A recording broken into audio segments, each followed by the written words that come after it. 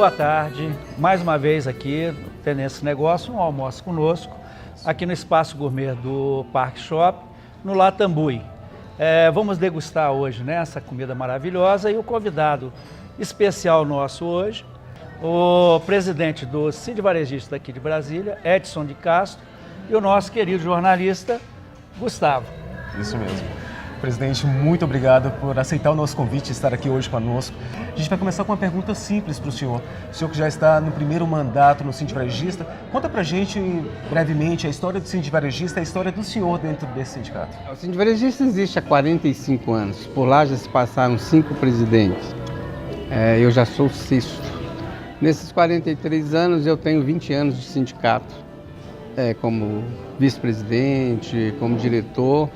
E conheço bem as dificuldades do lojista, que muitas das vezes o lojista hoje ele precisa de apoio, principalmente numa situação que o país está passando nesse momento.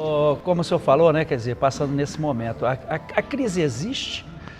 A crise econômica existe? Olha, essa crise quando chegar em Brasília já quebrou Belo Horizonte, São Paulo, Rio, porque nós hoje temos aqui uma camada de funcionários públicos muito grande, que é a maior indústria do país, que não tem praticamente nenhuma no Distrito Federal. A maior indústria são os nossos funcionários públicos, que recebem 13º, outros recebem até o 14º salário, e isso move uma economia dentro do Distrito Federal muito forte. Quem está sendo atingido é a classe média baixa. Esses realmente estão sentindo justamente pelo desemprego. Por causa de programa social, desemprego, programa social, corte nos programas sociais?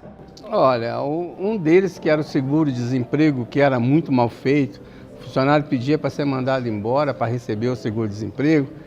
Graças a Deus isso foi solucionado para o lojista, que hoje fica com o funcionário pelo menos mais tempo e isso não acontece. Se acontece, acontece muito pouco. Por quê? A concorrência, a falta de emprego faz com que a pessoa não largue o certo pelo duvidoso. Então elas estão ficando mais quietas nos empregos. Lembrando que Brasília está com 220 mil desempregados, né, presidente? Brasília sempre teve uma camada de pessoas desempregadas. Não é nesse governo que existe 230. Lógico, aumentou um pouco. Mas sempre teve em faixa de 160 no caso agora 230 mil pessoas desempregadas. Porque existe, de uma certa forma, uma rotatividade. Você está empregado hoje, amanhã você não está, vai para o seguro, aí aquele que estava empregado passa a trabalhar, então existe sempre uma mudança. Uma rotatividade. O que a gente sentiu muito nesse período foi o funcionário temporário. Todo ano, nesse período, o Cid Varejista encaminha em média de 5 mil pessoas para o mercado de trabalho dentro do Distrito Federal, que são os temporários. E esse ano a gente está sentindo que isso não está acontecendo, né? As empresas estão bem cautelosas, né? O empresário está com medo de investir por falta de insegurança, aumento do dólar. Então isso faz com que as coisas pisem no freio, tanto pelo lado empresarial, tanto pelo lado também de quem compra. Presidente, eu tenho uma dúvida com relação à questão do desemprego, porque hoje tem a MEI, né, que é a empresa individual. Será que essas pessoas que estavam empregadas dentro de um regime seletista, né, de carteira assinada, elas estão migrando? Porque o número das empresas, Eireli, empresa individual, simples, esse número também está aumentando. Será que essas pessoas estão deixando o emprego como seletista, mas estão se empregando como empreendedor? Olha bem, o Sebrae, né, que hoje está fazendo um excelente trabalho através do nosso amigo Valdir, ele tem feito um cadastramento, colocando as pessoas na legalidade, e isso realmente tem aumentado muito o MEI. Parece que passaram de 5 milhões. Brasília hoje, você vê que quase todas as pessoas do Sebrae estão fazendo um trabalho, um treinamento, que isso graças ao Sebrae. Uhum. Então o governo passa a arrecadar, apesar que é muito pouco essa arrecadação, mas é uma arrecadação que é um número que antes a gente não tinha. Uhum. Hoje a gente sabe que muita gente está procurando realmente. E presidente, e loja fechada? As lojas estão fechando porque o comércio virtual, né? Hoje você compra tudo pela internet, né? E compra daqui de Brasília, compra de São Paulo, compra do mundo, né? Até por um preço mais acessível, né? E as lojas de rua não oferecem mais tanta segurança, tanto, né? Então tá fechando e está migrando para um outro tipo de comércio ou um outro local, ou está fechando mesmo? Olha, as lojas estão, muitas lojas fechadas por falta de sensibilidade do empresário que aluga essas lojas. São aluguéis fora de propósito, fora de preço. E isso faz o quê? Que a pessoa que abre a loja vê que não tem condições de vender, pagar o funcionário, pagar os impostos, pagar o aluguel e sobrar alguma coisa. Então a pessoa vai até um certo ponto. Quando a pessoa, muitas das vezes, eu tenho visto muito lojista fechando loja e abrindo na mesma rua quase pela metade do preço. As lojas todas estão adaptando a seu custo. Passagem de ônibus, por exemplo. Então, quem tem funcionário que pega 2 ônibus, acaba sendo prejudicado e acaba perdendo o emprego por isso. Presidente, o senhor falou, um exemplo que o senhor deu foi a loja fechou hoje aqui, mas abre ali na mesma rua. Isso, o dinheiro e o emprego ainda continuam aqui na cidade. E quando essas lojas fecham aqui e abrem em outro estado? Aqui a gente tem muito ao redor de Brasília. Quanto que Brasília perde por isso? Brasília perde muita receita. Eu acho que o GDF precisa de colocar mais fiscais, principalmente na rua. Existe muita mercadoria, existe, por exemplo, chegando em Brasília, essas feiras que nós temos no Distrito Federal. Então isso aí, o pessoal entra, depois vai embora, ninguém sabe se vendeu, quanto vendeu, para quem que recebeu esse imposto. Então isso aí precisa ser acertado pelo GDF. E, o presidente, uma coisa interessante é que Brasília sempre foi o centro de compras, né? Então a metrópole saía a todos de seus lugares e vinham para Brasília comprar. Mas hoje com os outlets aqui em volta, está saindo todo mundo de Brasília e indo para esses locais em busca de melhor preço, né? O outlet, você vê que isso já vem de outros países para cá, já no Brasília até hoje nós não temos nenhum outlet. Por que Brasília não tem outlet? Olha, não sei, nós entregamos isso no governo anterior para o governador, ele teve lá, olhou e no final acabou não abrindo. Rodrigo, nós já entregamos a proposta para ele sobre o outlet, principalmente no caminho de Goiânia, que o pessoal já está indo para uma outlet em Goiás. Então, se tiver uma dentro de Brasília rodovia, né? E além de valorizar as terras na divisa, que você pega aí 100 mil metros quadrados para fazer um outlet. Ali perto aquilo acaba evoluindo, aquilo acaba gerando muito emprego. Brasília hoje tem 1.600.000 pessoas que vêm no Distrito Federal, do entorno, trabalhar diariamente, né? Médico e tal. Isso ia diminuir bastante essas pessoas vindo, né? Porque ia gerar emprego no entorno de Brasília, dentro do Distrito Federal. E aí, o que nós podemos fazer para poder valorizar quem paga seu imposto, quem gera emprego, quem precisa de manter vivo hoje? E valorizar também as empresas de Brasília. Valorizar as empresas de Brasília. E ajudar na arrecadação, né? Porque o próprio governo deveria ser o mais interessado no setor produtivo, né? Olha, porque é o maior gerador. É o que gera riqueza. Nós geramos riqueza, os empresários geram emprego, o governo é um arrecadador e cada vez perfeito isso. Cada vez se arrecada mais. Então, o que está precisando hoje no Distrito Federal, o governador olhar para dentro e dizer o seguinte, não adianta ali quebrar as galinhas de ovos de ouro dele. Nós temos hoje centenas de empresas hoje dentro do Distrito Federal que já estão pensando em ir embora do Distrito Federal. Né? E aí as empresas, muitas delas, acabam indo para a divisa, montam lá um escritóriozinho pequeno para as notas fiscais saírem de lá e mantém seus depósitos aqui, fica um querendo enganar o outro. Eu acho que Brasília precisa de ser, de uma certa maneira, resolver essa situação dos atacadistas. Presidente, eu vou chamar aqui para um breve intervalo, depois a gente entra sobre, né, com mais profundidade na questão do governo local e do governo federal. Vamos para o intervalo. Voltamos aqui no Latambui, no Parque Shopping, Espaço Gourmet. Hoje entrevistando aqui o Edson de Castro, presidente do Síndico Varejista de Brasília. E nosso repórter de sempre, Gustavo. Presidente, agora recentemente aconteceu um fato que foi o desmembramento da Lava Jato pelo STF. O Dias Toffoli fez a proposta e os demais ministros acabaram acatando a proposta. Isso traz um descrédito da população nas instituições, quer dizer, a gente já tem um descrédito com relação ao governo federal, o governo da União. A gente tem um descrédito com relação ao judiciário como um todo. A gente tem um descrédito muito grande, né, nas instituições. E isso acaba contagiando a população a ponto dela deixar de comprar? Não, né?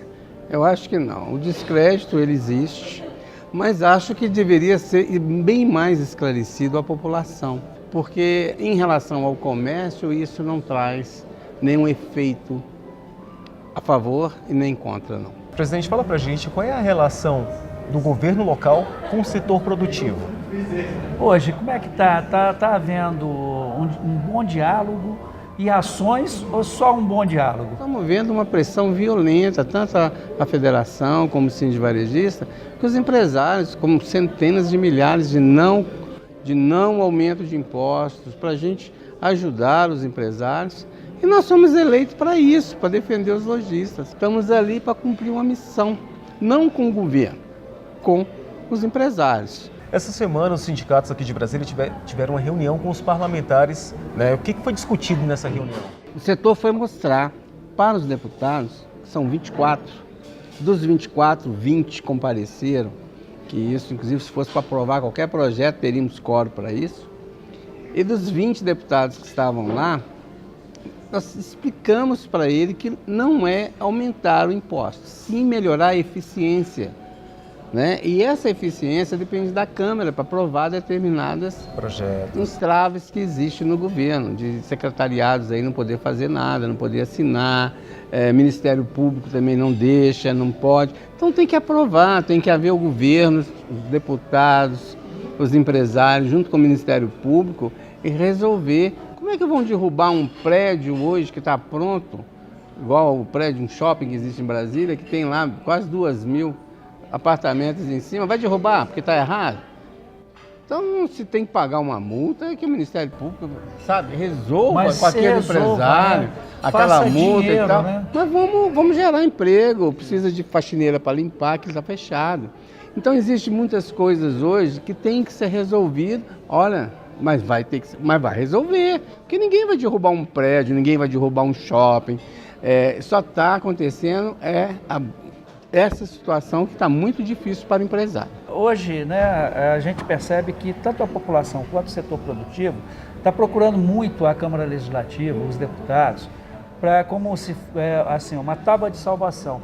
Isso é por falta de comunicação no executivo ou é normal? Se busca o executivo e se busca o parlamentar? Olha, em qualquer cidade, né, do Brasil, os deputados hoje nossos, que são distritais, que nos outros estados são estaduais, geralmente é o primeiro passo que o empresariado tem para chegar, para resolver um problema local, mudar uma lei ou melhorar um projeto. São eles. Foram eleitos por nós.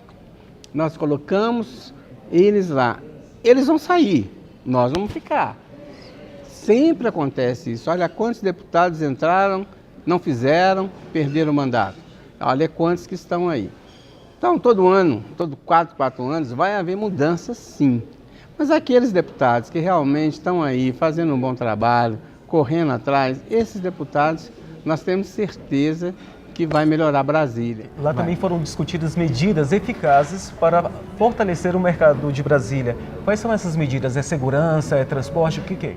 Mostramos 52 de todos os segmentos. Tentamos mostrar nessa reunião que houve agora uma sensibilidade ao governo com 13 projetos que ele não vai gastar um centavo, ele vai só arrecadar. Uma delas é o ICMS dessas vendas pela internet que nós perdemos tanto, que o lojista perde tanto. E é uma concorrência desleal. Uma concorrência desleal para os nossos lojistas. Além do ICMS, né, o Kleber Pires, da Associação Comercial do Distrito Federal, ele tem defendido muito a Zona Azul, que seria o pagamento de estacionamento para quem viesse para o plano piloto. O Sindivarejista, como é que vocês, dentro do Sindivarejista, vocês olham essa proposta? Olha, nós vemos essa proposta como uma grande solução para Brasília. O que se multam de carros mal encostados em lugares proibidos. E se hoje tivesse um controle, né, o Kleber fez aí um estudo, entregamos para a mobilização, a Secretaria de Mobilização, e ficou, nós já temos 4 meses com isso lá, e até hoje, e até agora no momento não se fala nada. E olha, pela pesquisa feita, mais ou menos 1 milhão de receita por dia. Né? Então, isso é uma das coisas. Isso aí também seria parceria privada, né? Que é uma coisa que não é a privatização, mas é uma boa situação para o Executivo. O Executivo, essa aproximação, faz também, de alguma forma, chegar no secretário de Fazenda o Refaz. O Refaz hoje é feito sem nenhuma consulta aos empresários. Os empresários recebem 200% de multa e tiram a multa. E aí? Quando é que nós vamos arrumar dinheiro para pagar, se o governo deve para esses empresários? Porque muitas das vezes você não paga o imposto para o governo, deve para aquelas pessoas. Sim. Então, os precatórios precisam de criar uma maneira do governo receber esses precatórios para resolver o problema desses empresários poderem realmente sair na compra de algum terreno, fazer novamente outra construção, gerar emprego, e a economia está toda parada. O que precisa é fazer com que a economia gire. Se tiver dinheiro no mercado, esse dinheiro a pessoa compra, paga imposto e vai uma roda em cima disso aí. Se não tiver dinheiro, igual o caso dos empresários aí que o governo não pagou, que vai pagar daqui a 1 ano, isso é um grande absurdo, né? Nós, empresários, quando devemos alguma coisa, nós temos que arrumar o dinheiro, nós temos que pagar, nós temos que se virar. Mas nós temos que pagar nossas contas. É verdade. Né? Não tem outra saída. Agora o governo tem tudo para poder arrumar dinheiro. Agora vai deixar de pagar? O empresário fez as obras, não foi para o governador, foi para o Distrito Federal.